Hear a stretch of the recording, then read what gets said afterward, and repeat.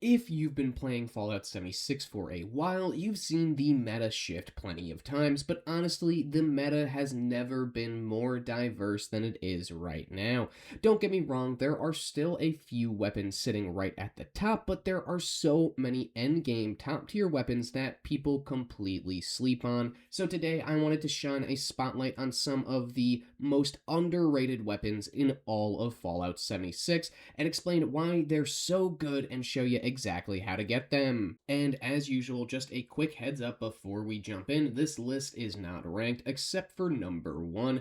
That weapon is just straight up broken and gets almost no love. Other than that, every weapon here is amazing on its own. And let's kick things off with number 5. Starting off at number 5, like I said, we've got what I genuinely believe is the best shotgun in the entire game, the Cold Shoulder. Now, I know some people will argue for the Gauss shotgun being the best shotgun in the entire game, and yeah, I understand the statement behind it. It's versatile. It's much more versatile than the Cold Shoulder. You could put different mods on it, different legendary effects, but compared to the Cold Shoulder, there really is no competition. The Cold Shoulder just outputs so much more DPS than the Gauss shotgun, or really any other shotgun in the entire game. And when I say it outputs more DPS, I mean it one-shots super mutants, it one-shots Scourge, it one-shots most enemies. It's great on bosses, it's great against Scorch Beasts. Even though this thing is a shotgun, it has impeccable range, it's really fun to use, and even though it is a double barrel, it has more than 2 shots because of some of its unique legendary effects. But what makes the Cold Shoulder so insane, in my opinion, isn't just the raw DPS that it has, and let me just say, for a shotgun, it has some pretty decent DPS.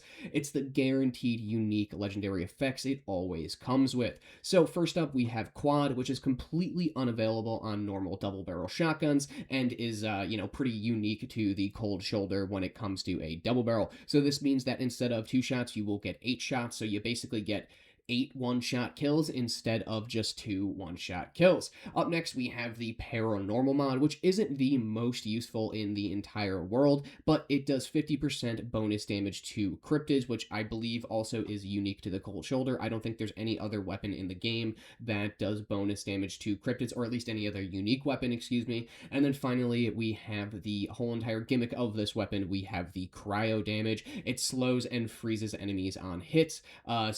This thing, if you don't one-shot your enemy, the enemy will be completely frozen in place. This thing is great for bossing because of that cryo damage. If you go up against the Scorch Beast Queen or Earl or anything like that, you're basically able to keep them frozen with this thing. It's great for crippling limbs as well. It has a great cripple effect because it's a shotgun. This thing is basically a god tier supercharged double barrel shotgun. You get 8 shots, insane burst damage, and a built-in crowd control because it's a shotgun with 8 shots. At the base, it deals 115 ballistic damage per shot, plus that additional 75% cryo damage per shot, which pretty much pushes this thing into the one-shot category for a shotgun. But like I said, most enemies, ghouls, blood eagles, super mutants, are getting one shot if your build is even halfway decent. And when I say a halfway decent build, I mean, you really aren't speccing into any damage perks. If you want to take this thing further, you obviously can through perks, but you don't need to in order to make this thing a one-shot kill. If you're bored of the current meta and want something fun and extremely effective, the best in its class,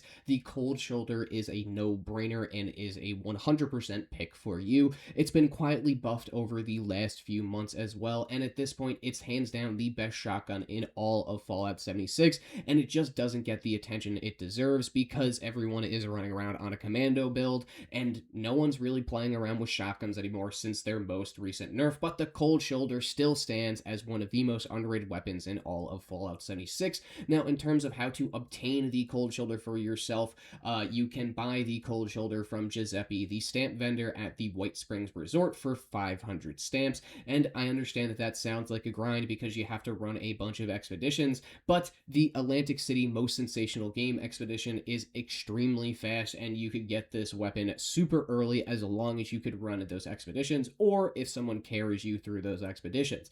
Now, I also did just want to mention that this item and the plan for this item can be purchased from the Atomic Shop along with the Auto Axe. However, don't do that. It's really easy to get the 500 stamps, and unfortunately, this weapon is not tradable, so this is really the only way to get it. But trust me, it's worth every single stamp. It's just not worth any atoms. Coming in hot at number 4, that's a pun that you're going to get in 1 second. We've got a weapon that used to dominate the meta and then randomly fell off for no reason, and that's going to be the Lazy Man's Flamer, the Holy Fire. Now, this unique flamer is still an absolute monster. Granted, the damage definitely did drop off a little bit ever since the nerf, but it's amazing for crowd control, boss damaging, and pure survivability. Now, I say it's amazing for all of these things because of the unique legendary effects that it will always come stock with. So it will always, the Holy Fire will always comes with the Vampire's effect, which restores health on hits,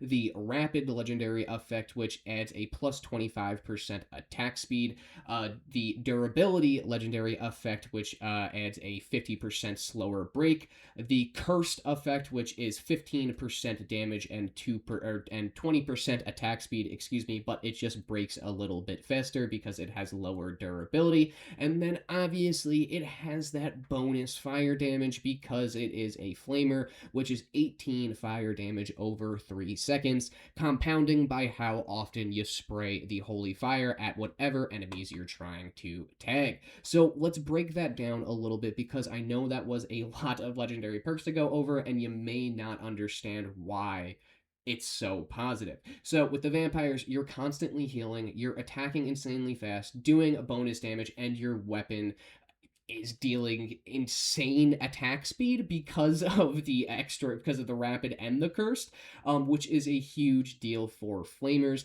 And then obviously also it's going to add some extra durability because you have that breaks 50% slower effect. So this thing basically turns you into a walking tank. For newer players, the Holy Fire can carry you through almost all of the content in the game. It's raid viable in group play. I wouldn't suggest it for solo play. It's incredible for the new bounties, the headhunts and grunt hunts, anything where enemies hit hard. This is great for you. If you don't have a build that's focused on survivability because you have to focus on something else or you just don't know what you're doing, the Holy Fire is a weapon that will keep you alive in any situation that you find yourself in. Again, for veteran players or new players struggling with survivability, this weapon is basically a panic button. You could just stand in front of enemies that normally melt you and just not die. You won't need to use any stim packs either, so if you're running low on stim packs, you could switch to this thing. If you want to run West Tech without having to worry about stim packs or anything, use a Holy Fire. If you want to run, Scorch Beast Queen or any of the other nuke event bosses without having to worry about your survivability, this is the weapon for you. You may not be doing the most damage in the entire world to bosses, but for the most basic mobs like ghouls, Scourge, Blood Eagles, Cultist, all of those, they melt completely, and then these super mutants put up a little bit more of a fight because they have some higher armor, but eventually you will burn through them like it's nothing. So any enemy besides, I guess, the solo raid boss, you're going to be able to do without any issue. Now, if you wanted to obtain the Holy Fire for yourself, the Holy Fire drops as a possible reward from the Beast of Burden public event. Always join that event if it pops up. It's an extremely fun event. It's really easy, and you get a bunch of legendaries from it. Plus, you could also get the unique legendary Holy Fire. Now, it is tradable also, so check player vendors or ask around. Someone might bless you. If you're tired of dying, if you're bad at surviving in this game, this weapon will straight up change the entire game for you. Coming in at number 3, we've got the most underrated melee weapon in all of Fallout 76 by far. I don't want to hear about it in the comments. I'm talking about the chainsaw. Now, if you've been around for a while, you know the chainsaw used to be the best melee weapon in the entire game until the auto axe came out. Now the chainsaw is the poor man's auto axe, and I mean that in the best way possible. It's basically the auto axe minus the giant price tag that's attached to it. So if you're a lower level player trying to run melee, or if you're just a veteran player that doesn't have enough stamps to get the auto axe yet, this is the weapon that you should be using. Or if you're struggling with any of the game's content and you just want a weapon that'll help you out a little bit, this is the weapon for you. Slap vampires on it, you basically become unkillable, just like with the Holy Fire. It's an easy way to farm West literally, you just throw vampires on it, just like with the Auto Axe, throw vampires and intelligence on it, and you could run through the entirety of West without ever having to worry about your health. But just like the Auto Axe, the Chainsaw is a automatic melee weapon, meaning it uses AP and functions exactly like all of the other automatic melee weapons in the game. So like the Auto Axe or the Ripper, you're really only missing out on a little bit of damage compared to the Auto Axe. It beats out the Ripper and it beats out a lot of the other melee weapons. But again, you're missing out on a small bit of damage compared to the Auto Axe, not enough to matter for most of the game's content. I obviously wouldn't recommend that you use the Chainsaw over the Auto Axe in the raid or anything like that, but if you don't have an Auto Axe, you really can get away with the Chainsaw. It really doesn't matter. Like I said earlier, you could easily farm West shred mobs, and level insanely fast using this thing at West. It's kind of just a low level's dream. I don't know why more people don't just throw this out thing on a level 20 character, throw vampires on it from another character, and then just grind West until you're level 50. It seems like one of the best levels to, one of the best methods to get some early levels, but people always rush the Auto Axe because it's the meta and it does slightly more damage, but in my opinion, you really don't need it. The Chainsaw can handle endgame enemies, super mutants, bosses, whatever you throw at it with zero issues. It obviously excels in mobbing, just like the Auto Axe, but when you go up against a Scorch Beast Queen, or you go up against just a normal Scorch Beast or anything like that, you will have no issue handling it yourself. It's great for survivability if you have vampires on it, and since it's not a unique weapon, you can customize it however you want. You could throw Bloodied on it, Furious, Rapid, whatever fits your build, or whatever really you have. Again, if you want survivability, throw vampires on it and you are unkillable. If you want to squeeze out more damage out of it, throw on Bloodied, and again, you have Auto Axe damage for just picking up a chainsaw in the wasteland. So now, and if you wanted to get the chainsaw for yourself, like I said, chainsaws only start spawning once you hit level 20. There are a bunch of different locations that you can get them at, and one of the easiest spots to get this weapon at is going to be the Metal Dome, which is where the Test Your Metal public event spawns in. There's no enemies at this location if the event's not going on. It's extremely quick to grab. All you do is spawn in, go to the opposite side of the Metal Dome. So just pretty much walk straight once you spawn in. There's going to be a metal shack right behind the Metal Dome, and then on the bottom shelf in the shack there will be the chainsaw. So there are a bunch of different locations to get this weapon. I will leave a link in the description on all of the locations where to get this weapon via the wiki, so check the wiki link out if you want to get a chainsaw for yourself. They are also tradable and do show up at NPC vendors in Watoga, so go ahead and check there as well. They're extremely easy to get. Just keep that in mind. Again, they do spawn all over the place, so check the description if you are looking for one of these, and head to the wiki link for the chainsaw. On the bottom of the page, it'll have literally every single location that one of these will spawn at, plus all the vendors that may sell one. Coming in at number 2, we've actually got a brand new weapon added in Season 23, the absolute monster of a hand cannon known as the Dom Pedro. I genuinely don't understand why more people aren't using this thing. I understand people did use it when it first came out, but the hype has died down around this pistol, and it is literally the best pistol in the entire game. I don't understand why more people aren't using this thing. Like I said, the Dom Pedro is a one-shot pistol that requires no dedicated build to be effective. We're talking about thousands of damage per shot. Basic mobs evaporate. Super mutants will drop in 1 or 2 hits depending on what build you have or what buffs you have going on, and it absolutely shreds through the new bounty hunting targets, no matter what legendary star they are. Like I said, it's perfect for the grunt hunts, and also kind of makes the game feel a little bit lazy in the best way possible, because all you have to do is VATS onto an enemy, pull the trigger once, and they die, and you just, rinse and repeat. That's all you have to do with this gun. You don't have to worry about, dying because you kill everything so fast. It literally is a one-shot kill. On top of that, this weapon is a game changer for lower level players, and it finally gives, pistols a god tier option in Fallout 76. So if you wanted to be a rootin' tootin' gunslinging ghoul, you finally can. All of the other pistols in the entire game compared to this one weapon are absolutely terrible, so I don't know why more people aren't running around with this thing, one-shotting ghouls, or one-shotting super mutants. It really is a little bit surprising to me. Now, while the Dom Pedro doesn't come with locked legendary effects, it does always come with one somewhat unique perk, and that's going to be the Penetrate perk, which obviously allows shots to pass up to 3 enemies, or just penetrate through enemies up to 3 enemies. That means you could literally one-shot 3 enemies at once, and yes, before you say anything, it does work from VATS. So VATS crits apply to all of the penetrated targets. Same thing, just with all of the extra VATS damage. If you do get a penetrate shot, it will apply the same damage buffs to all of the penetrated targets. So you could fully customize the legendary effects to fit your build, which makes this weapon absolutely flexible. Even if you're running a commando build, you could still switch this weapon and one-shot every single thing in the entire game. If you're running a heavy build, you could still switch this weapon and one-shot everything in the entire game. And if you get this weapon from the season scoreboard, you could craft it at level 10. So you could have a one-shot pistol at level 10. I don't know why more people aren't making a bigger deal about this.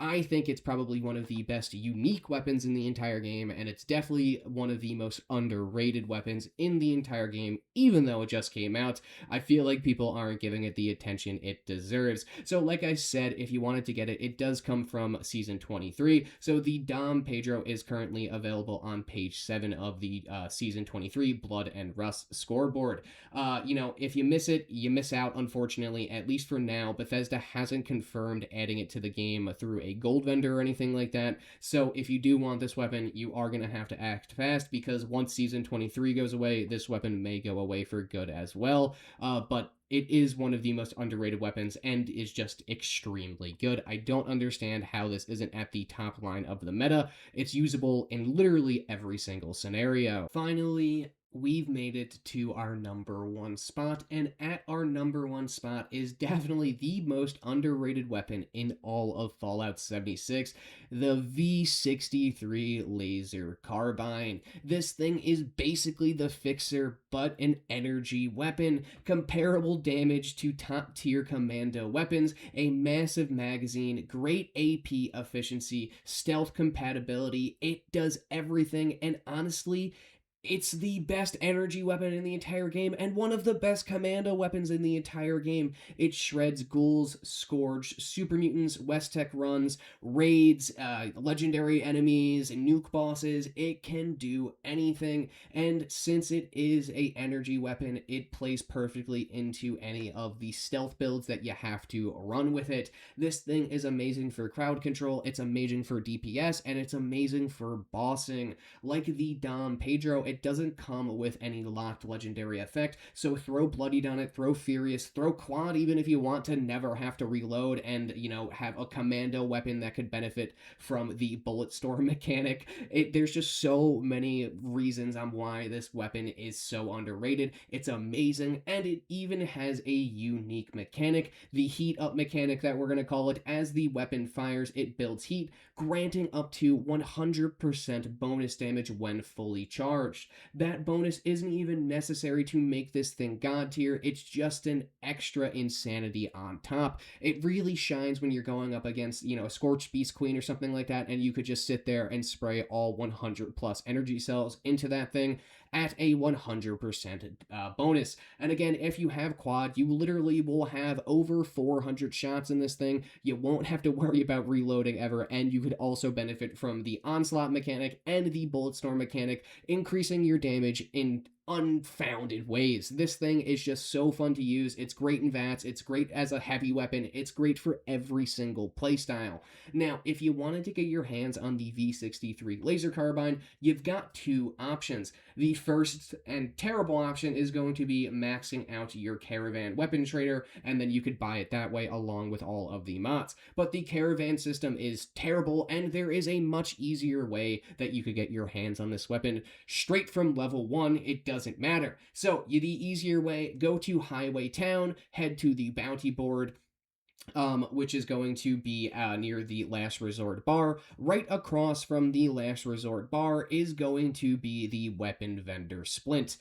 Splint will sell the V63 Laser Carbine for caps along with all of the mods too, so you literally don't have to do any questing. You just head to Ohio, head to the main hub in Ohio, and just grab it for some caps. That's all you have to do. You could buy one of the best weapons in the entire game immediately, and you can continually come back to him and get it whenever your level changes. So 10, 20, 30, you can keep going back to him and keep upping, re-upping on one of the best weapons in the entire game. This weapon is extremely underrated. I don't know why more people aren't using it. Again, in my opinion, it's as good as the Fixer or any other commando weapon. It's like the Elder's Mark, except it doesn't have a cursed effect on it, so you're missing out on a little bit of damage, but it has a crazy high magazine, a crazy high base damage, and I think it's one of the best weapons in the entire game. Try it out for yourself, and I guarantee you will agree with me.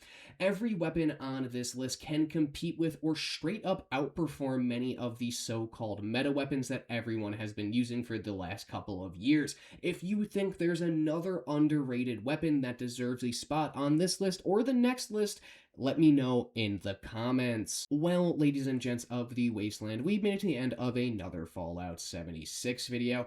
I hope you found this video useful, and most of all, I hope it opened up your eyes to just see how many of the insane options you have out there in terms of underrated meta weapons. If this video helped you out at all, drop a like, hit that sub button for more Fallout 76 content, and as always, I appreciate you motherfuckers for watching this motherfucking video. I'll see you out there in the Wasteland. Good luck grinding for all of these underrated meta weapons.